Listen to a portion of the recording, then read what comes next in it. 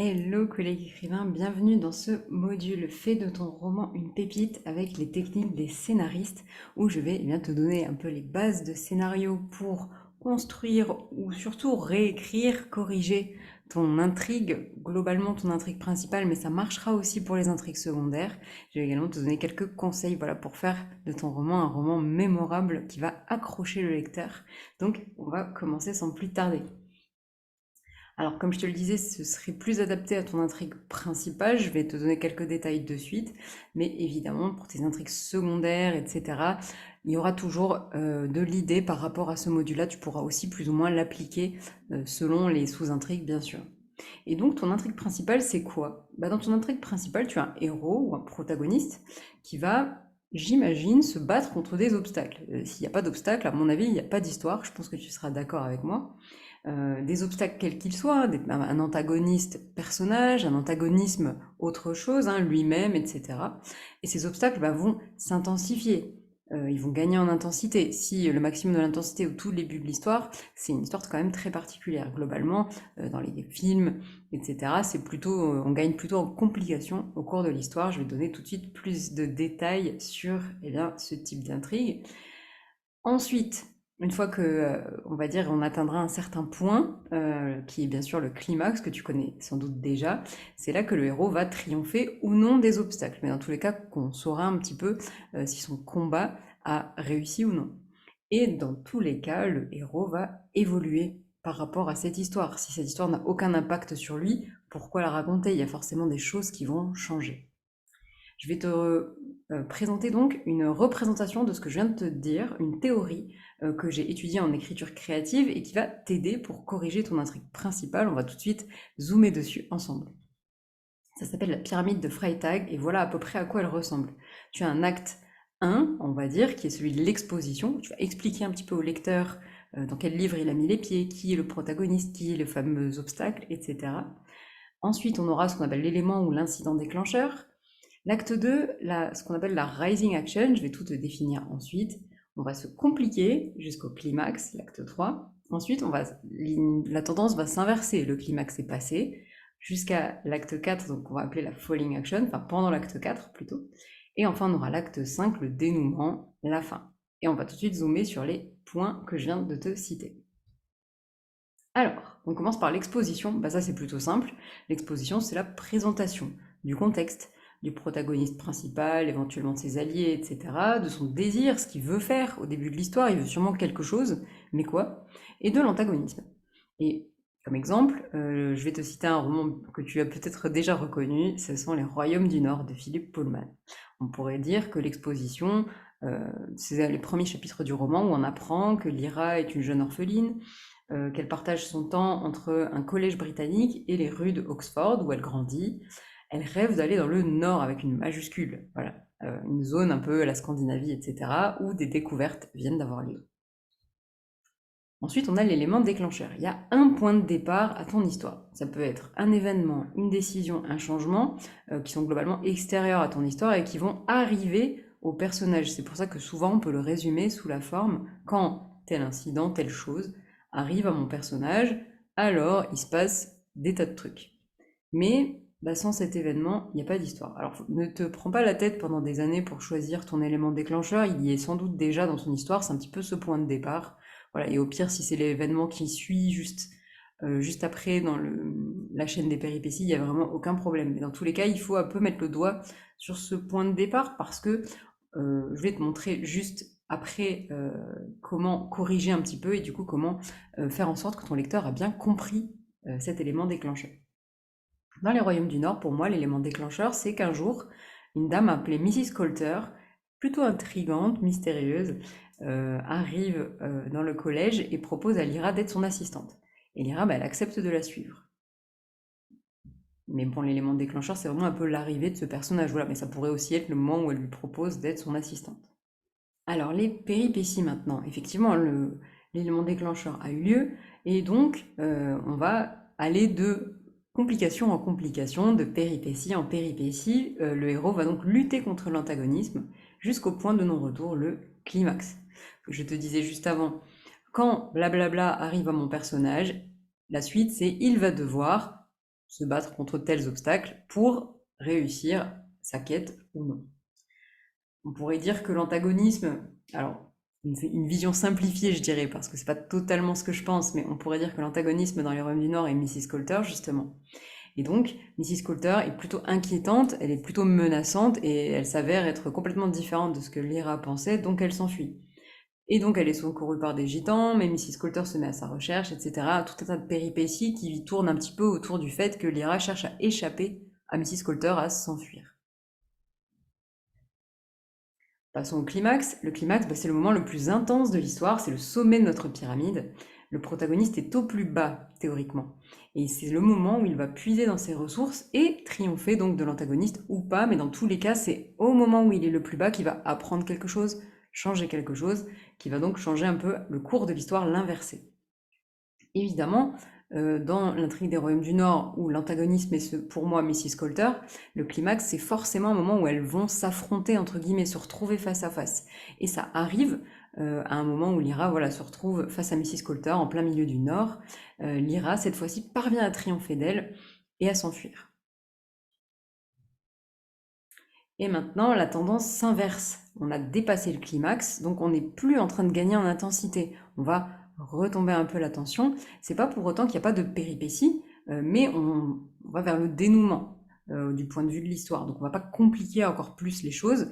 Il peut y avoir des péripéties après le climax, mais elles ont plutôt vocation à simplifier l'histoire, amener la fin, ou encore montrer un peu l'impact de cette histoire du climax sur le protagoniste. C'est le cas dans les Royaumes du Nord. Lyra, en arrivant jusqu'au climax, on va dire, mais également pendant le climax, elle a acquis des compétences, elle maîtrise désormais l'instrument qui s'appelle l'alétiomètre, elle a aussi acquis un petit peu plus encore de confiance en elle, et ça lui permet d'aider un ours en armure à retrouver son royaume. Et le dénouement, c'est donc la fin. On a refermé un peu chaque porte qui a été ouverte pendant l'intrigue, et plus on le fait en détail, plus le récit gagne en profondeur. Lyra retrouve enfin son père à la fin des Royaumes du Nord. Petit mot sur les multilogies. Dans le cas des multilogies, on peut laisser une porte ouverte, plutôt une, c'est mieux, et c'est celle qui va faire le lien avec l'intrigue de la saga. Son père a ouvert une porte entre les mondes et Lyra l'a franchie, ça c'est la fin des Royaumes du Nord. Alors, comment faire maintenant pour corriger ton intrigue principale? Eh bien, ce que je te conseille, c'est d'essayer de créer la pyramide de ton intrigue. Elle te sera vraiment précieuse pour améliorer les moments que je viens de te citer, les renforcer, essayer de faire en sorte que le lecteur les comprenne bien et que tout s'enchaîne bien, etc. Je vais donc maintenant zoomer sur comment améliorer chacun de ces événements. Alors, on commence bien sûr par l'exposition. Quelles sont mes scènes d'exposition? Comment est-ce que j'ai présenté mon protagoniste au lecteur ou l'antagoniste? Et comment est-ce qu'on pourrait améliorer ou renforcer ça?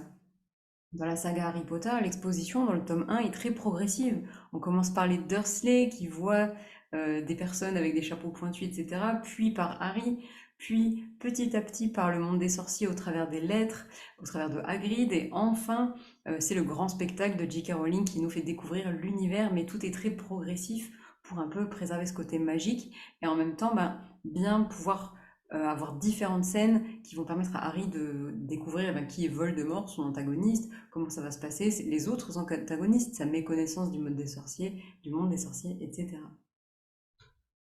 L'élément déclencheur maintenant, quel est mon élément déclencheur? Déjà, bon, ne te casse pas la tête pendant 6 mois, il y a peut-être plusieurs possibilités, mais dans tous les cas, essaye de te demander quel est le point de départ de l'histoire, est-ce qu'on comprend peut-être ce qui a pu précéder, et surtout ce qui va suivre, quelles sont ses conséquences. L'élément déclencheur dans un polar, notamment, ça va être souvent la découverte d'un cadavre, c'est ce qui va faire qu'on va avoir une personne qui va débarquer pour mener l'enquête, le fameux policier qui va mener l'enquête, etc. Et bien évidemment, sans cet élément déclencheur, il ne serait pas là en train de mener l'enquête. C'est le point de départ de l'histoire qui ensuite va mener à l'enquête, à l'obstacle qui pourra être divers et varié. L'obstacle, ça peut être le tueur, tout comme ça peut être le mystère, le passé, le fait d'avoir du mal à accéder à la vérité, etc. Les péripéties maintenant, donc évidemment, quelles sont les principales péripéties menant au climax? Alors tu en as peut-être toute une tripotée, mais quelles sont les principales? Est-ce qu'elles s'enchaînent de manière logique? Et est-ce qu'elles gagnent en intensité? Le climax, ça va être un des moments intenses de l'histoire. Alors évidemment, je ne dis pas qu'il ne faut pas faire de pause, mais ce qui est sûr, c'est qu'il y aura des moments, on va dire, qui gagneront, qui s'enchaîneront en intensité jusqu'au climax. Dans les thrillers, notamment, c'est le cas. Dans le climax d'un thriller, souvent le protagoniste est très proche de la mort, par exemple, il peut être vraiment en danger de mort, et du coup, forcément, les péripéties qui précèdent vont précipiter un petit peu le protagoniste vers ce moment-là. On ne peut pas avoir des péripéties absolument spectaculaires alors que c'est au moment du climax que le personnage sera au plus proche de la mort, par exemple. C'est également le cas dans les romans de fantasy avec un groupe de héros où il va y avoir peut-être des personnes qui vont être blessées, voire qui vont mourir pendant l'histoire, mais ça ne sera pas ça le climax du protagoniste. On sera encore avant. Le climax, je t'en parlais. Quel est mon climax? Est-ce qu'on comprend les événements qui mènent à lui? Je te parlais juste avant des péripéties qui s'enchaînent, etc. Est-ce qu'on comprend ses conséquences? Le climax, par exemple, en fantasy, c'est vraiment le moment où le héros va devoir apprendre quelque chose sur lui, sortir un petit peu de son schéma de pensée, faire quelque chose de différent. Par exemple, le roman de fantasy Fils des brumes de Brandon Sanderson, le tome 1, on a vraiment la protagoniste, alors sans spoiler, mais qui fait quelque chose d'absolument incroyable et qui tue un ennemi qu'on pensait quand même être intuable, par exemple, au moment du climax, parce qu'elle a compris quelque chose sur l'univers, par exemple. Et c'est le cas dans pas mal de romans de fantasy. Hein. Le climax d'Harry Potter, c'est aussi ce moment où il est proche de la mort et où il apprend quelque chose et où il revient. Dans les thrillers, je le disais, le protagoniste est en danger de mort, donc c'est un moment très intense. Et donc c'est vraiment un moment à soigner qui doit, on va dire, être le moment de grand spectacle de ton roman. C'est un petit peu cette réflexion-là qu'il faut avoir autour de ton climax. Alors ensuite, on va faire retomber la tension. Il y a des péripéties peut-être entre le climax et le dénouement, peut-être pas. C'est pas une obligation. Dans tous les cas, bien sûr, est-ce qu'elles s'enchaînent de manière logique? Première question à se poser. Et deuxième, est-ce qu'on retombe en intensité? Tu te doutes bien qu'après les événements de climax que je viens de te citer, on va se calmer un petit peu, faire retomber la tension et aller vers la fin. C'est pas pour autant qu'il va rien se passer, mais on va aller vers la fin. Par exemple, dans les Harry Potter, il y a pas mal d'événements entre le climax de chaque tome, par exemple, et la fin de l'année. Il se passe justement les examens de fin d'année, etc. Des choses qui vont vers tout doucement la fin du roman. Et bien sûr, la scène de fin, le dénouement. Quelle est la scène de fin? Il peut y en avoir plusieurs. Comment est-ce qu'on peut montrer le changement qui a eu lieu sur le héros et sur l'antagonisme? Alors évidemment, je pourrais te citer la scène de fin d'Harry Potter, très connue, qui a lieu des années plus tard, etc., où on voit vraiment changer justement par cette histoire, puisque maintenant il est adulte, il a une vie de famille, etc. Et notamment, on voit là aussi l'impact de l'histoire sur tous les protagonistes d'Harry Potter. Il y aura également des fins marquantes dans des romans de l'imaginaire, voilà, où la scène de fin, notamment dans le cas d'un univers imaginaire, c'est l'occasion bien de marquer les esprits, de faire une belle scène, une image qui reste dans l'esprit du lecteur. Et je pense notamment aux Oubliés de Lama, un livre de science-fiction de Florian Soula, où la fin est mémorable parce qu'en une ligne de la fin, on a un petit peu un effet twist et on se rend compte que c'était pas la fin à laquelle on pensait depuis le début et qu'il y a quelque chose qui a changé dans l'histoire et du coup c'est que la fin qu'on avait en tête est fausse.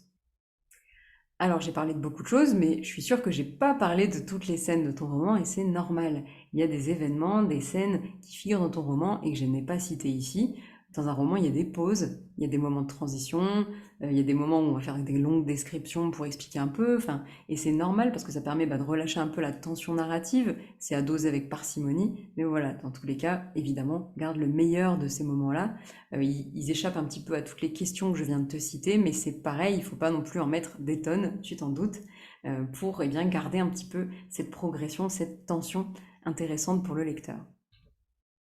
Alors comment faire pour corriger complètement ton roman par rapport à ces intrigues? Je vais te présenter une méthode pour appliquer ces corrections à ton intrigue et aux autres sous-intrigues, parce qu'il y a aussi les autres sous-intrigues, il ne faut pas les oublier. Également, comment appliquer ces corrections selon des intrigues connues, des intrigues classiques un petit peu selon différents genres littéraires, les romances, etc. Et les erreurs à éviter dans ces cas-là, les clichés à éviter également. Comment également choisir la meilleure scène pour faire passer tes idées, je vais également te parler de ça, mais aussi de comment rester motivé tout au long des corrections.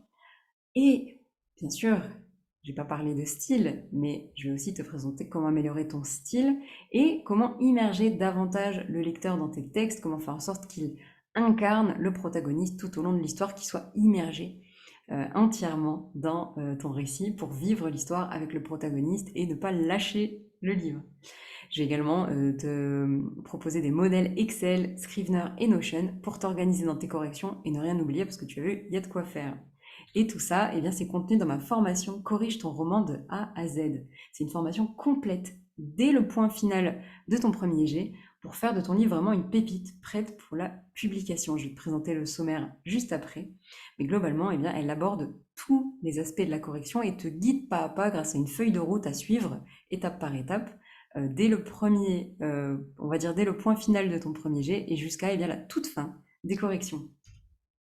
On commence par rendre ton histoire captivante grâce aux techniques d'écriture créative. Donc je t'en ai présenté un aperçu aujourd'hui, mais je vais t'en dire bien plus, notamment pour choisir tes intrigues, pour appliquer ces principes à tes intrigues secondaires, pour les appliquer selon ton genre littéraire également et éviter les clichés et aussi resserrer un petit peu la tension, créer du suspense, du mystère, des twists, etc. Et également éviter un peu les erreurs, la frustration du lecteur, par exemple. Je te présenterai également un guide étape par étape du point final aux dernières finitions, la fameuse feuille de route dont je te parlais, parce que les corrections, c'est un très long chantier. Et j'ai remarqué en accompagnant plus de 2000 auteurs qu'il fallait vraiment une méthode qui fonctionne pour tous les profils d'écrivains. Pour certaines personnes, il faudrait que ce soit très détaillé, pour d'autres, il faudra laisser une grande part à la liberté. Et dans tous les cas, je te proposerai des exercices progressifs pour travailler ton roman en profondeur, mais sans te sentir découragé par une montagne de corrections qui t'attend. Et je t'apprendrai à bluffer ton lecteur. Tu apprendras à rendre tes scènes mémorables, et j'insiste là-dessus, c'est important, c'est quelque chose sur lequel on a vraiment du mal à se repérer quand on est un jeune auteur. Tu apprendras également à améliorer le suspense et le mystère, on en a un peu parlé, mais aussi à créer la surprise dans ton roman.